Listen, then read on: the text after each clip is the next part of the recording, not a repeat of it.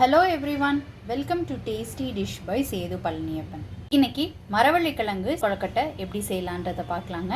இந்த ரெசிபி செய்கிறதுக்கு மரவள்ளிக்கிழங்கு எடுத்து வச்சுருக்கிறேங்க. இதை தோல் நீக்கிட்டு எடுத்துக்கலாம்.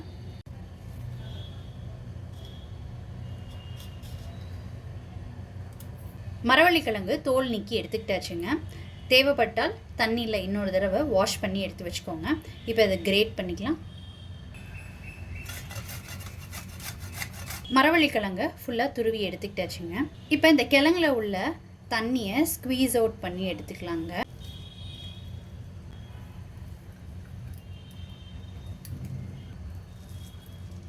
கிரேட் பண்ணி வச்சுருந்த எல்லாத்துலேயுமே நல்லா புழிஞ்சு தண்ணியை ரிமூவ் பண்ணியாச்சுங்க.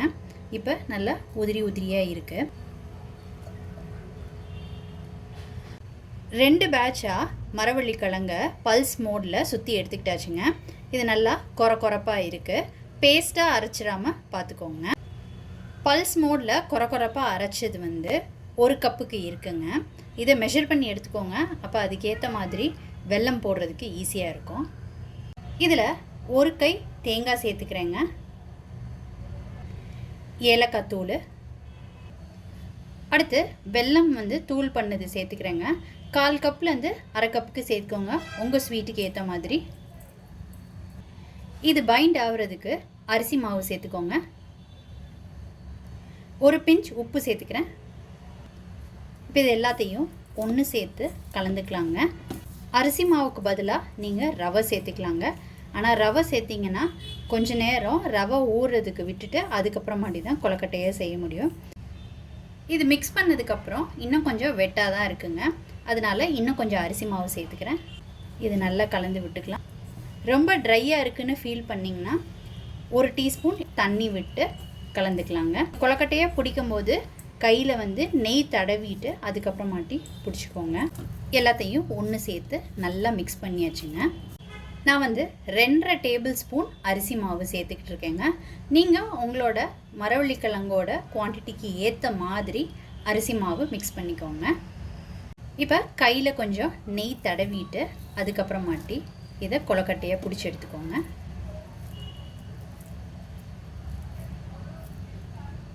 எல்லா மாவையும் கொழுக்கட்டையாக பிடிச்சி எடுத்துக்கிட்டாச்சுங்க.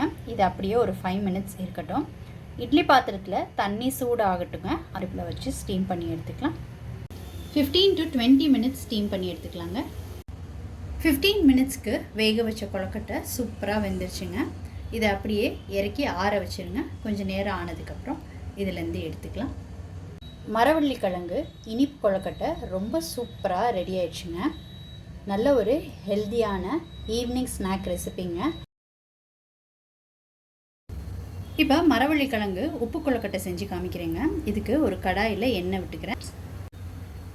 எண்ணெய் சூடானதுக்கப்புறம் இதில் கடலைப்பருப்பு, கடுகு, உளுந்தம்பருப்பு, ஜீரகம், பச்சை மிளகாய், கருவேப்பிலை, பெருங்காயத்தூள், மரவள்ளிக்கிழங்கு, தேங்காய், இதை நல்லா கலந்து விட்டுக்கலாங்க. ரொம்ப நேரம் வதக்கணும்னு அவசியம் கிடையாதுங்க. 1 நிமிஷத்துலேருந்து 2 நிமிஷத்துக்கு வதக்கிக்கிட்டால் போதும். இந்த அளவுக்கு கலந்து விட்டுக்கிட்டது போதுங்க. இப்போ இதை நல்லா ஆற வச்சுக்கலாம். உப்பு கொழுக்கட்டைக்கு வதக்கி வச்சுருந்தது நல்லா ஆறிடுச்சுங்க. இப்போ இந்த குவான்டிட்டிக்கு தேவையான அளவு அரிசி மாவு சேர்த்துக்கலாம். இதுக்கு தேவையான அளவு உப்பு, கொஞ்சமாக நெய் விட்டுக்கிறேங்க. கலந்து விட்டுக்கலாம். இப்போ இதை நல்லா உடச்சி விட்டுக்கோங்க. இப்போ கொழுக்கட்டையாக பிடிச்சிக்கலாங்க. நான் இப்போ உருண்டையாக உருட்ட போகிறேன். நான் 1 டேபிள் ஸ்பூன் தான் சேர்த்துக்கிட்டு இருக்கேங்க அரிசி மாவு. எந்த அளவுக்கு கிழங்கு வச்சுருக்கீங்களோ அதுக்கு ஏற்ற மாதிரி அட்ஜஸ்ட் பண்ணிக்கோங்க அரிசி மாவை. இப்போ இந்த மாதிரி எல்லாத்தையும் உருட்டி எடுத்துக்கலாங்க.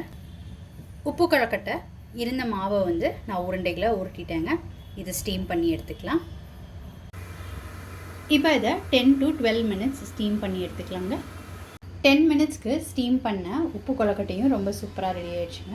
மரவள்ளிக்கிழங்கு உப்பு கொழுக்கட்டையும் ரொம்ப சூப்பராக ரெடி ஆயிடுச்சுங்க. நீங்கள் இந்த ரெசிபி கண்டிப்பாக ட்ரை பண்ணி பாருங்கள். ட்ரை பண்ணிவிட்டு உங்களோட கமெண்ட்ஸ் சொல்லுங்கள். உங்களுக்கு இந்த ரெசிபி பிடிச்சிருந்துச்சுன்னா லைக் அண்ட் ஷேர் பண்ணுங்கள். உங்கள் ஃபேமிலி அண்ட் ஃப்ரெண்ட்ஸ்க்கு. Tasty dish by Sethu Palaniappan சேனலை சப்ஸ்கிரைப் பண்ணுங்கள். நோட்டிஃபிகேஷன் பெல்லை கிளிக் பண்ணுங்கள் ஃபார் மோர் வீடியோஸ்.